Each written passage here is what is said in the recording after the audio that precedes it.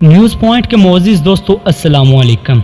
मोअज़्ज़िज़ दोस्तों, इस वक्त मुसलमानों के लिए सबसे बड़ा सवाल ये है कि इस दफ़ा हज कर सकेंगे या नहीं। हज की इबादत मुसलमान 1400 साल से करते आ रहे हैं।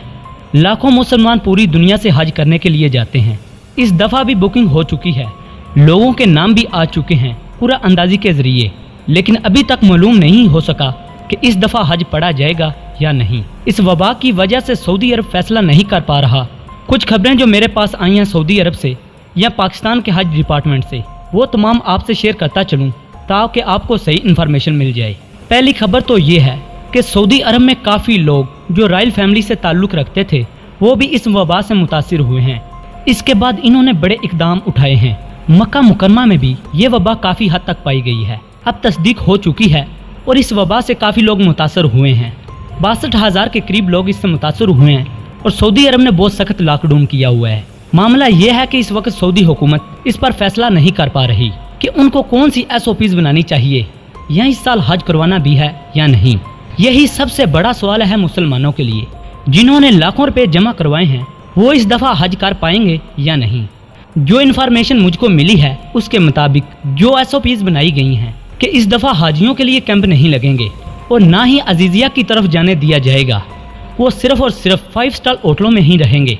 हज को महदूद किया गया है, जो लोग आएंगे वो सिर्फ 5 स्टार होटलों में रहेंगे। एक कमरे में एक या सिर्फ 2 आदमी रह पाएंगे।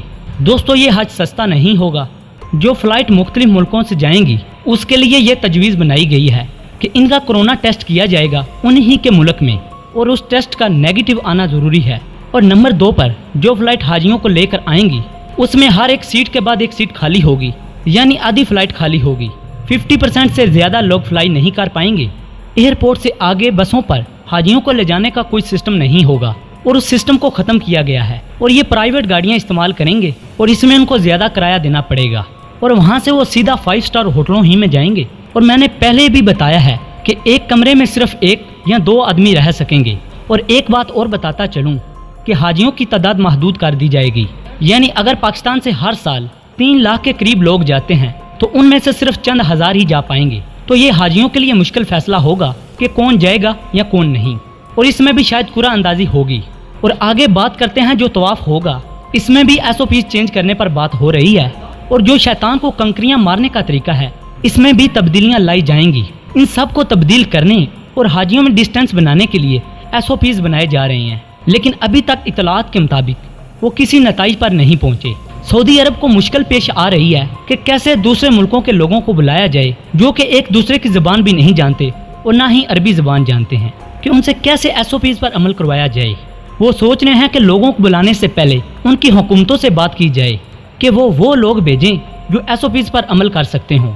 दोस्तों, SOPs इतने मुश्किल हैं कि उन पर अमल करना नामुमकिन है। दोस्तों, एक तरीका सामने आया है। जो लोग सऊदी अरब में मौजूद हैं यानी मुख्तलिफ मुल्कों से आए हुए हैं उनको हज की इजाज़त मिल जाए, क्योंकि वो अरबी ज़बान जानते हैं और SOPs पर अमल कर सकते हैं। वो रवायात भी नहीं टूटेगी जो सदियों से चलती आ रही है। दोस्तों, दूसरी जानब पाकिस्तान की हुकूमत ये चाहती है कि हज की अदायगी हो, चाहे कम लोगों को करवाया जाए, लेकिन हाजियों को जाना चाहिए। लेकिन ये हज तो काफ़ी महंगा हो गया है, यानी गवर्नमेंट हज करवाने के 5 लाख रुपए लेती है। अब जो SOPs बनाई गई हैं इससे ज़्यादा महंगाई हो जाएगी, यानी फ़्लाइटों में जाने के लिए डबल किराया देना पड़ेगा और आगे एयरपोर्ट पर गवर्नमेंट की गाड़ियाँ भी नहीं होंगी, इनको प्राइवेट गाड़ियाँ इस्तेमाल करनी पड़ेंगी और हाजियों के लिए कैंप भी नहीं लगाए गए, उनको 5 स्टार होटलों में रहना पड़ेगा और उनका किराया देना उनके लिए काफ़ी मुश्किल होगा। दोस्तों, पहले जो हज 5 लाख में हो जाता था वो अब 10 लाख से भी ज़्यादा महंगा हो गया है। लेकिन दोस्तों, हज होना तो चाहिए, चाहे वो कोई भी तरीका यूज़ करें। दोस्तों, इस पर आपकी क्या राय है आप नीचे कमेंट बॉक्स में हमें बता सकते हैं। दोस्तों, मिलता हूँ किसी अगली वीडियो में। अल्लाह निगहबान।